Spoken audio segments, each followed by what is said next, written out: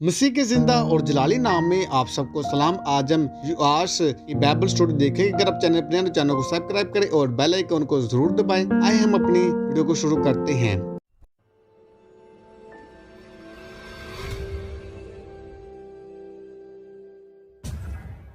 यहूदा का सबसे कम उम्र बादशाह यूआस जो 7 बरस का था जब वो सल्तनत करने लगा। यहू की बगावत में हिजकिय्याह की मौत के बाद जब इसकी मां इतलिया ने शाही नस्ल को कत्ल कर दिया तो इस वक्त वो छोटा बच्चा था। हिजकिय्याह बादशाह की बहन यसूबिया ने, जो के काहिन यूसुफ की बीवी थी, इसे बचा लिया और इसे 6 साल तक हैकल में छुपाए रखा। फिर इसने लोगों को कसम खिलाकर और इनसे अहद करके शहजादे को इन्हें दिखाया।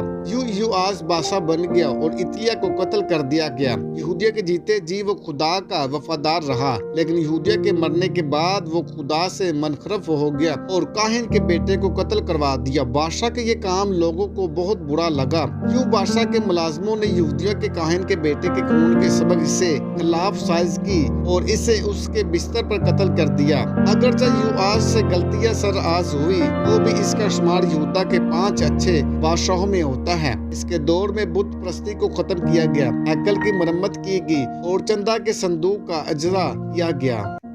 अगर आप चैनल पर नए हैं तो चैनल को सब्सक्राइब करें और बेल आइकन को जरूर ऑन करें।